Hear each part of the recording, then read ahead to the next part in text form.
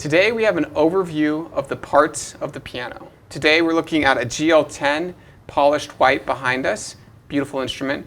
But we're going to be looking at what are the parts that you should be familiar with if you own a piano or if you're looking for one. What are the important parts? And we're going to be talking about what they do and how they improve from maybe a beginner instrument all the way up to an advanced, to a professional level piano. So stick around. We're going to have a lot of fun talking about this beautiful instrument.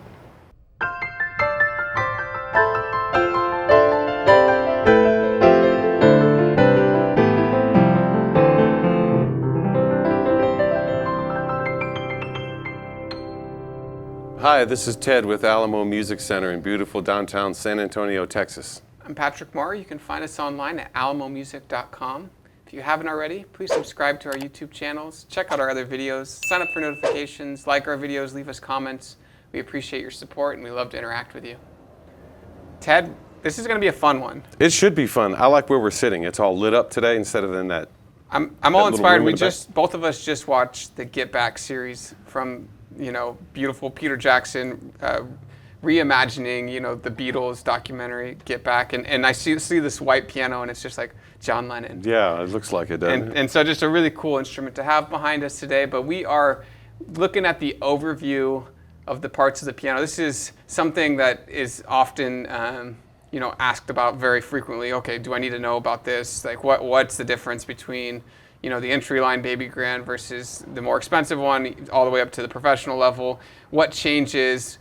Because there's some things that are similar. They're all going to have 88 keys. There's some things that are very different. The size of the instrument has a lot to do with it. But what are the parts that, when I look at the piano, I should know to be familiar with? Well, here's the thing too. A lot of times people come in and say, I'm looking at this brand piano, and how come in grand pianos, they range from this price all the way up to more than my house? And what's the difference from one that's more than my house to one that's just going to get the job done? Mm-hmm. What's the real true difference in that? And so, yeah, it's the parts are all the same. Yeah, the parts are going to be very similar, yeah. And so looking at some of these terms that are thrown around in marketing and thrown around on spec sheets, looking at what these parts are, and then kind of talking about, do these improve with the more you spend, or are they about static? Right. And so I was thinking we'd start from the top down. If we start from the top down, then you're talking about the lid, and it's open at the moment. Yeah, so the lid is, it serves a couple different purposes. One of them is to control the volume of your instrument. And so there's usually a couple different positions, right? Correct. You want to show us how it closes up? And so obviously the most common you see a piano is all the way up at full staff. Top, and then this one here has two different. This one is usually called the halfway. Half or half close. And then if you put it all the way down, then the whole instrument does close up. Right. And it makes, the instrument changes sound. It becomes like a resonating box, very similar to a guitar with limited open space. So you get the boom and everything to come out of the instrument. The bass is what I mean. Yeah. So it changes not only the EQ of the instrument, but it changes the volume of the instrument. And so lots of people like to keep it closed for dust control, and when they have people over, they'll open it back up. But that's your lid, and it folds up all the way. You need to put down the music rest. So we'll talk about the music rest next. I think that's the next. I have a question for you. How do you keep the lid on your piano at home? Is I it keep wide it all the way open? closed. You keep it all the way closed. Mm-hmm. And what's your favorite spot to play a piano on? What do you mean? All the way open, all the way closed? I like it closed. I have a baby grand at my house, and so it's a little bit smaller instrument. When it's closed up, you get a little bit more of that bass mids, a little bit more present, I would say. But really, I did it because it was getting dusty in the inside, and I didn't like have to vacuum it all the time. But yeah, you kind of get. I've become familiar with the way it sounds closed. I also like to use it. It's next to my record player, so I'll put records out on top, and when I'm shuffling, pulling out the record. Use it as a tabletop. Yeah, and so it's, it doubles, which is probably not the best use. Makes your for records your more piano. musical. Yeah, it does, and so it's become a musical place. But moving down from the lid, you have your music rest. Right. And so going back to the lid just real quick, there are multiple, depending on how expensive your instrument is. Correct. You get different places where you can put the lid. So if you go all the way up, like I know the SKEX that we looked at has 3. 3 or 4. I think it has 3. So you just get more positions on how closed it can be or how open it can be. So it just adds some extra diversity to your EQ and to your volume. Music rest, pretty straightforward. It folds down, it folds up. Depending on the piano, they have different mechanisms in the back. But really, the purpose of it going all the way down is so that you can close the whole instrument up. Fold it all up. And then you can adjust kind of what you need your sheet music to be on. But you'll see tuners and technicians pull this off quite frequently because they need access to the pin block, to the pins. So it does kind of protect pins. Yeah, the pins where your instrument is all strung together at. So that's the music rest. As you keep going, we'll keep on the outside. You got the fall board and the frame. Yeah, the fall board and the frame. Now, this is about where your first big price determiner begins to change from a entry line to a top of the line. The materials they use in making the rim and how thick the rim is and how many layers it is and the type of wood that's inside. Of course, when you paint it and high gloss it, they're all going to look the same. And that's part of where some of the confusion comes in. If the piano that costs more than my house still looks like the one that's, you know what I mean? They're basically the same shape and the same design, but the materials inside the rim are going to be different from one manufacturer to another and within each manufacturer on which model. Yeah, and so the frame obviously grows the bigger the piano is, how long it is, but yeah, the thickness actually, you'll see much thicker frame on the more expensive instruments. Right. And like you're saying, they'll usually layer some different qualities of wood throughout. Hard rock maple, there's a whole bunch of woods that they will use to get that curve in that frame. And so yeah, so the more expensive the instrument gets, the more materials they use, and the more the whole idea of that is to contain the sound on the soundboard. And so as when the instrument's being played, the strings are resonating, the soundboard starts to vibrate. But when it's moving, if the frame's not super, Well, if the frame's moving with the vibrations, you're losing sound. yeah, it's all dissipating very quickly. So the thicker the frame, a lot, you get a lot more of the dynamic range. And Correct. all that And stuff. this is not house lumber either. This is, what do they call it, instrument quality or acoustical quality woods. They have a different name for them. It's like sushi quality. Yeah. But the type of materials, when you start pricing it by the board foot, and we all know how much lumber has jumped in the last couple of years, especially with lumber designed for instrument manufacturing. And granted, this is a 5'2", 5'3" piano. 5, yeah. But when you add up all the wood going around, it's probably got about 11 or 12 feet of board foot in it. That's perfect. So as you go up to bigger pianos, your board footage goes up, so the cost goes up just based on material. And again, it's more expensive materials than normal. And as you go, deeper into the frame, you see not only the soundboard, which we just talked about, which is a piece of spruce, and that wood can, vary in quality and quantity when it comes to how big the instrument is. But you see the steel plate, the heaviest part of your instrument. Yeah, it's the plate. Cast iron steel plate. And so talk about the plate a little bit, because what is the overall purpose of having different quality of plate and how they actually go about making it? Because there's different manufacturers use different tools at this point. Yeah.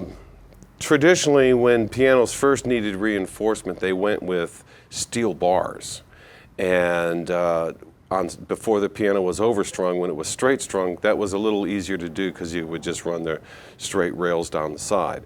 When they put the overstringing to it, that complicates how you're going to reinforce a frame. And with the overstringing of the grand piano also came the shape of the grand piano, the roundness. Up until then, they were more boxy and harpsichord looking, and they had steel support beams in there. And the idea behind that was to keep the strings from imploding the piano, because there's a number of tons, I think it's like 22,000 tons or Something crazy, pounds of pressure that's exerted just by the strings alone to keep it in tune. Wood alone cannot maintain that kind of strength. And so due to the forces that are put on the frame, they started making cast iron plates that matched the shape of the piano, and then that plate was put in there so that the strings and the pins are separated and stretched, and that plate is there to maintain strength. With all of the tension that goes on, it's all being reinforced by the strength of that cast iron plate. And the cast iron plates were fine. They poured them for a long time, then they realized they had to get all the air bubbles out. And having air bubbles in the frame could cause it to ring, because then you have something that's iron or steel and it's got a hole in it, that's basically a bell. So you had to get all the air out of the frame. And so they developed the V-Pro process, which instead of pouring the liquid into a mold, it's drawn in, it's sucked in instead of being poured in, and so that it's drawn through a vacuum, and so there's no air inside, and you have a much more precise, solid plate and better fill of materials throughout the plate, so there's consistency in it. Yeah, and so a couple companies still on their high end will do the sand cooling cast system for it, so that they throw sand over it to cool it down eventually. But it's it's interesting that it's over years they've changed the technology on the plate, but really the function stays the same. The function stays the same, and as you move up in pianos, what you see is the finishing is very different on it. So on the very high-end instruments, they spend a lot of time finishing the plate in its own beautiful way. They're not all that brass or gold colored looking either. Every now and then we get a piano in that could be a manufacturer's one-off or a test design. We had that Steinway that almost had like a, what do they call it, like a powdered, it almost looked powdered, but that thing was made in the 50s. It was a different kind of frame. And then recently from silver sometimes. We get these silver ones coming in, which are really, they're eye-catching, but they just don't look as, I don't know how you could say, they don't look as fancy as the gold. They're very modern. The brass ones, very modern looking. But not to focus too much on the plate, the strings are right there, kind of in the plate, right there, and on top of the strings are dampers, and so the dampers are what they go up and down once your sustain pedal goes up and down, or your damper pedal is why they call it that. But so these are releasing a mute basically on a string so that it can be played. So when you strike a key, the damper comes up. When you let go of the key, it goes back, and so that's why it starts the sound and then cuts off. Right. When you hold the sustain or the damper pedal, the dampers all rise, all of them. And so if you hit all the notes while you're holding that down, they all continue to ring. Open harp. Yeah. And then when you let go of the pedal, the damper comes back down. And so those are dampers. Sometimes if you hear buzzing in strings, sometimes if you hear inconsistencies, like you hit a note and it keeps ringing, or if it has a weird sound, sometimes it's just a damper issue that needs to be. A lot of times it's carryover. And it's supposed to. Yeah. So you get that carryover. So they're not sealing correctly. So Right. so really just know that dampers are there and can make a whole bunch of difference in the sound of the instrument. But usually it's a very simple fix if there's any kind of sound control going. Going to the fall board, if you want to hit the fall board for us.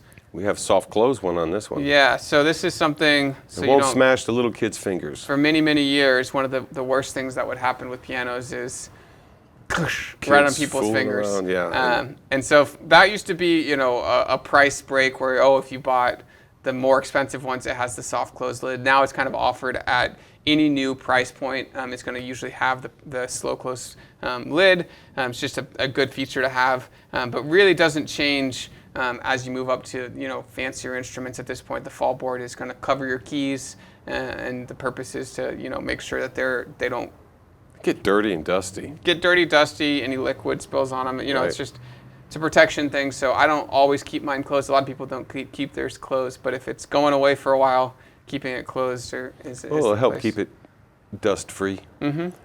And so as we get to the keys, this is the meat of the instrument. This is what you do to it, and it does back to you. This is kind of your communication with it. We're gonna pull out the action just so you guys can see. See the keys in their full length and their full beauty. You'll see the hammers. We'll see the whipping cages. We'll see all this stuff that you don't really need to know a ton about, but it's really fun to see. And as we are going through the parts, it's important to realize when you're looking at the keys, you're not just looking at the white and black part that all of us see. And we're going to go ahead and break this down off camera and come back. But what we're going to do is we're going to take the fall board off, the 2 cheek blocks, and then the key slip. The key slip. And then we're going to slide the action out and set it on that bench so that you can see all the working components. And it's kind of interesting because, yeah, this part here really is kind of the engine of the piano, but it's also the steering wheel and everything you need to make it go in the same place. So the keys aren't really they're kind of like a gas pedal and a steering wheel at the same time. Yeah. And so so let's take a break. We're gonna pull up the action and look at those parts.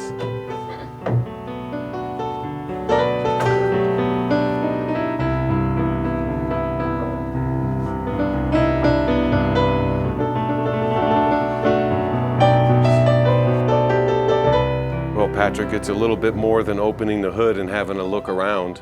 Yeah, it's always exciting to pull the action. It just looks...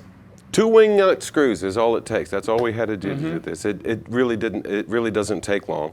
And the important thing is that you have a place to put it when you drag it out because it's heavy. To me, it's pianos are beautiful because they're just a reminder of like a simple mechanical action that can create such beautiful things, you know. It's times like, 88. Yeah, and you get these incredible. It looks like it's from the 1800s, right? Like even though it's modern. It's the age of industrialism. The machines, people were fascinated with machines, and there's still a use for those clear plexiglasses on upright pianos because people like to see an upright piano play. It's hard to see a grand piano play. And so, moving right into the parts, hammers are what you see here at the top. They do go from, you know, bigger hammers all the way to the smaller hammer. And you know, when in a digital keyboard, when people are talking about, you know, the graded hammer action, this is exactly what they're talking about. It's different weighted hammers at the top, so every key feels a little bit different. And of course, that has to do with the size of string it's hitting and the you know, so that when you strike in a certain range up here and then strike down in the bass section, it's a balanced sound. It's not going to be out of balance. And so they're trying to, you know, meticulously create a seamless experience, but there's so many things going on all at once. And so we're not going to get into all the parts here on the action. We have made some videos on piano actions before. Really what you need to know is the keys and the hammers. The action rail here in this setup with this steel, sometimes it's brass, goes all the way across. We have carbon fiber end pins, shanks, carbon fiber action. So like if you wanted to take the action apart more, the next thing you do would unscrew this from the key plate and lift the action. Sometimes we have contractors come in here and you see them walking out with an action because they're going to go home and fix the piano by just taking the action. Yeah. And then a week later it comes back and it works. I mean, whatever they do, they tighten it. This one doesn't need anything. It's brand new. But a lot of times we get these older pianos that have a lot of value in them, but they're not working right, and the action needs to be repaired. And so we have all these hammers, all these shanks, all this action. Then you have all these back checks in the back. And every one key is cut. They're all different. This is where some of your materials begin to change and your more pricier pianos. You'll have different kinds and types of felt. And there's a whole long story about how the felts have variations. All of the Kawais have the same kind of action in it, which is what's really great. Yeah, it varies on kind of some of the materials they use. The bigger the instrument, the longer the keys are. So if you think about a tool, depending on how long it is and the pivot point on that tool, the more kind of nuances you can have in that. So you know, where the pivot point is on this action is, you know, there's key buttons, and you see a key button on a key. That's where, you know, the seesaw is happening. The fulcrum point. The fulcrum. There you go. That's the word. And so that fulcrum is farther back on, you know, bigger, more expensive instruments. You have a much longer key. They also do change the felts depending on which, you know, how it's treated. But I know Kawai does cold pressed hammers. Some of them use heat to apply the hammer. And then also the core of the hammer is different. So sometimes it's mahogany, sometimes it's spruce. Right. And so kind of depending on those materials, it can really kind of change the sound of the instrument. And as the instrument gets more expensive, the more detail is paid to the action. So, you know, this is, you know, you can see a lot of this repeating parts, a lot of things that you can have a system for and kind of churn them out. The magic of a piano usually happens when a technician or someone who's very skilled at voicing an instrument gets in and starts really meticulously going through and changing every voicing and changing every keystroke and making sure everything is working fluidly. And it takes hours and hours and hours and hours of work. And of course, you're going to be paying for that at a very high level on an instrument. So the more expensive the instrument is, usually a lot more attention was paid to that individual action in that instrument. One of the early on things they realized they had to have with the piano was a completely 100% level in all directions key bed. Without a key bed, you'll get knocking, you'll get rocking. Actually, I don't know if you ever played on a piano that had an unbalanced key bed. And it's the part of the piano underneath the strings, underneath the soundboard, that is like a level table. And it has to be perfectly level at all spots, because otherwise the action, this whole thing won't sit on there correctly, and it'll wobble, and you'll have some keys where the dampers and the sustains won't work proper, or it won't move over proper. It's because it's just not perfect set in there. So this early on, piano makers learned you have to have a level key bed. That's like the most critical thing to getting all of that other part to work. Yeah. And it does too hold the two ends of the rim together. It's where they merge up and kind of make a home base for all of the action and the keys and everything. And so, yeah, so very important. While we were talking about that, I realized what's right above it, and it's your pin block. Pin block. It's so right up underneath here. Your pin block is what holds your pins, your strings together, and really is kind of a center point. It's the heart of your instrument, where it's essential for it to be working the right way and for it not to have cracks in it, and not, it needs. This is why people say it needs to be cared for in a place that a person would be comfortable. You don't want it in extreme heat or extreme cold or very overly humid to overly dry place. Your pin block is essentially a whole bunch of wood where your pins go in, and if that wood is compromised at all, the pins of your instrument are compromised, and at that point your whole instrument could be useless. That is another manufacturer's key point in both their advertising, in some instances their patents, and their intellectual properties that they own. Pin block has a lot to do with, and it's interesting to read from one manufacturer to another, how the pin block is assembled. Sometimes they just mention it's a quality pin block. Other times they tell you the details of how many layers of wood, what kinds of wood are in there, and how they cross grain every layer so that the finely threaded and machined tuning pins will adhere and stay in place, but also be allowed to move if a tuner puts a tuning hammer on it. So pin blocks are really interesting to read. Some of them have a big chunk of wood with little layers outside and inside. Steinway has their own way of sealing that pin block. Baldwin had their own way, and every manufacturer now has their own deal with a pin block. Yeah, but it is interesting to read and look at, see what types of materials they use. And the stretcher bar that protects it. So this piece of it goes over. Yeah, that's the stretcher bar. So that holds the frame together and the pin block all together. And some manufacturers have a different. It's one piece. Yeah, a different perspective on it. It needs to be all one piece, all put together.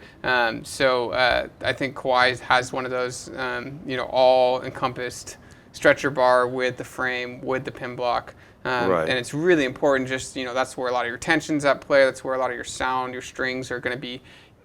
Anchored to. They're anchored to it. And your frame is anchored to it. So this is where it all starts coming together. Then, of course, your key bed fits. Slides right underneath it. Yeah, slides right underneath, and you put all your keys in there, and it hopefully all comes together. And it really kind of just leaves, the legs underneath there, and then your trap work, which is your pedals. Well, we do have the support posts that are directly underneath here and in the back. The idea behind the support posts is to keep the piano together, to keep it from opening up over time. Mason and Hamlin has an interesting patent. They have the what is it called? The Resonator.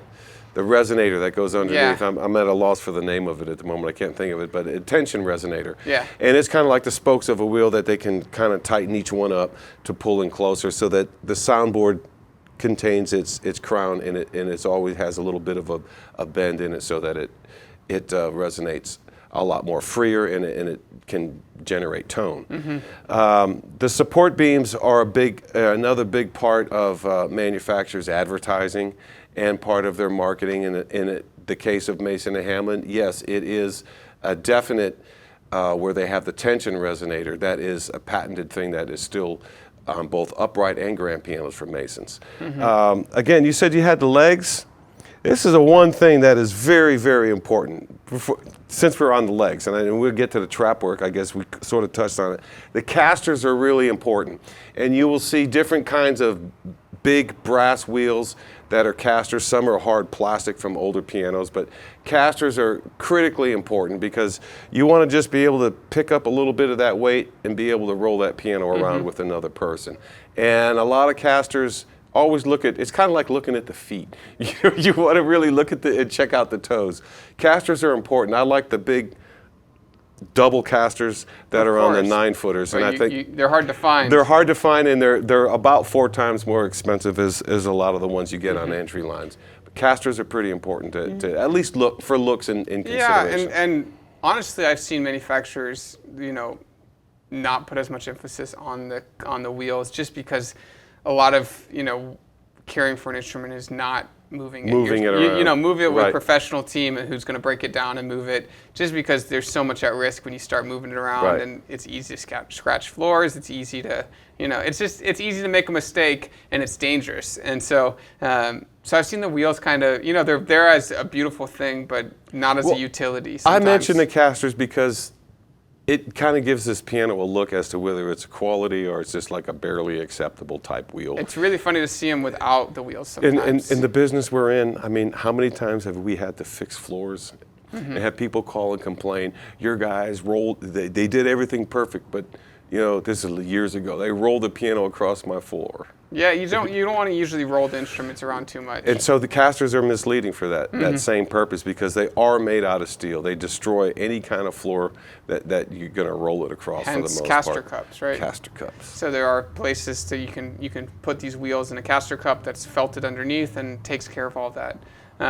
Moving on to the pedals, 3 pedals, very simple. You're right, we've already talked about the sustained damper pedal. On most instruments, the middle pedal at this point is going to be a sostenuto pedal, and so that is a more complicated mechanism that's it basically can activate the dampers that you're playing. It's kind of an advanced tool, and then your left one is going to be it's basically like a una corda pedal. Una corda pedal. It's a soft. It's a soft pedal, and so it shifts the whole action over a little bit. So where your hammers are usually striking 3 strings on the upper middle register, it's going to only be striking 2. Where it's striking 1 string or 2 strings, it's going to be striking 1. And that's where the cheek blocks come into play. Because if there's something wrong with the cheek blocks, when you push on that soft pedal or the una corda pedal, and it moves over, if the cheek block isn't measured right, the precision on these things need to be exact. The hammers will start hitting the next key or one of the strings next to it. And there's certain kind of pianos that you can actually overextend the left pedal on. And so it needs to be adjusted. The cheek blocks are designed to keep the frame in spot while the rest of the things move. Yeah, so the parts of the piano, I know we went pretty in depth with some of it, but just what makes it work, things that you should be familiar with, especially if you're going to be investing in an instrument, or if you have one, kind of just what are the parts that make it work, and how can I know more about my instrument? Hope you guys learned something. If we left something out that you guys are like, oh wait, what about this? What about all the... I'm sure we left a lot of things What out. about all the screws in it? And so... all the screws, all the glue, all the little hinges. strips of felt, every little piece of felt that's in there. If you swap out the felt for the entry grade to the top, what do they call it? The Royal King George or King something? George or Royal George Royal felt, George, yeah. which is like 4.5 times as expensive. And you multiply all that by 88, and then you go through all of the trim pieces like this. You're adding a significant, in terms of a home builder, that would be an upgrade. Yeah, and so there's all these little things that improve with the more you spend. And of course, you've seen pricing on pianos. If you've looked, they can range from, a lower, more affordable instrument to excessively $200,000, like these very big price tags. So thank you guys for watching. Again, this is Ted Barstow. I'm Patrick Marr with Alamo Music, and you can find us online at alamomusic.com.